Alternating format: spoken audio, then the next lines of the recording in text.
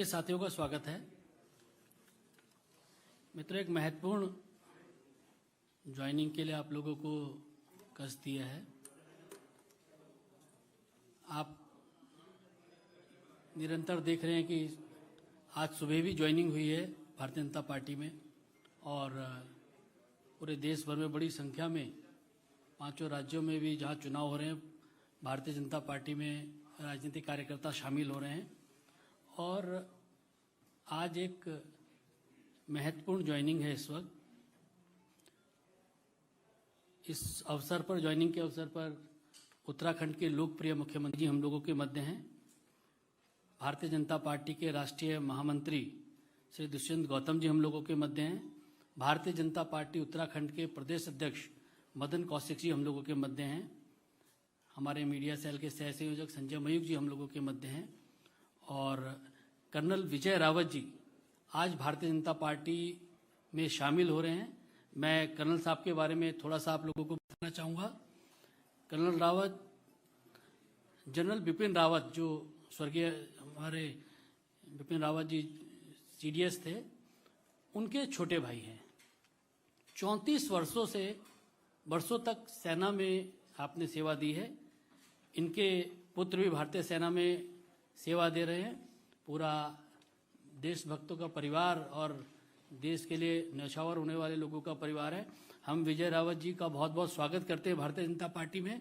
और मैं उत्तराखंड के मुख्यमंत्री जी से आग्रह करूंगा कि कर्नल रावत को भारतीय जनता पार्टी में शामिल होने पर बुके और पार्टी की सदस्यता की पर्ची प्रदान करें। दुष्यंत गौतम जी से भी आग्रह है कि अंगवस्त्र पहना के पार्टी में कर्नल साहब का स्वागत करें। मदन कौशिक जी से भी आग्रह है कि इस अवसर पर उनका स्वागत करें।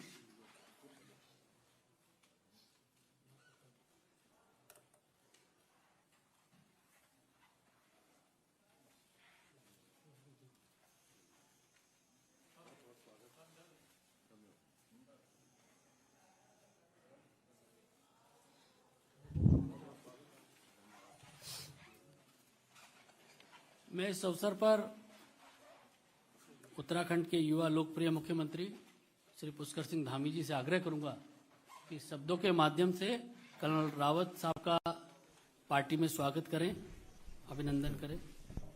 धन्यवाद अनिल भाई। हमारे बीच में आज जब कर्नल रावत, जिनकी एक लंबी सैन्य पृष्ठभूमि है, और जनरल बिपिन रावत जो हमारे देश के पहले CDS थे, और उत्तराखंड के गौरव, जिन्होंने सेना को हमेशा मजबूत करने का काम किया।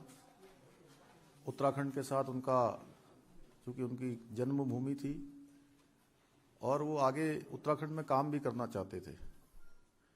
मुझे बेहद खुशी है कि आज उन्हीं के विचारों को आगे बढ़ाने के लिए हमारे कर्नल विजय रावत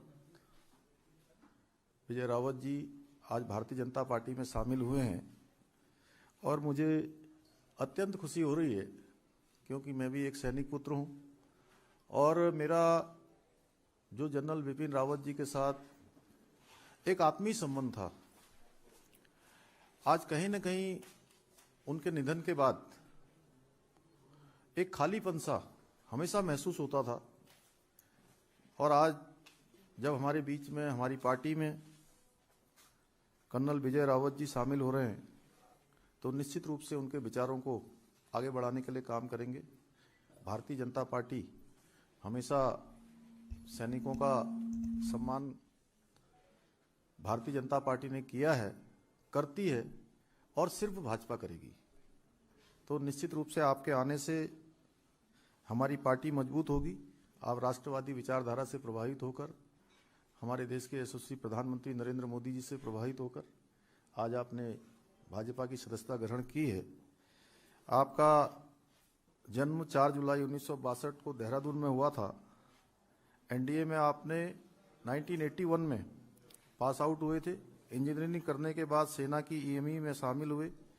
सेना में आपने कई जगह काम किया है। सिक्किम, कश्मीर, राजस्थान और कई जगह भारत की सीमाओं पर भी आपने काम किया है। सेना में 34 साल सेवा करने के बाद आप सेवानिवृत्त हुए हैं। परिवार की परंपरा को निभाते हुए आपका बेटा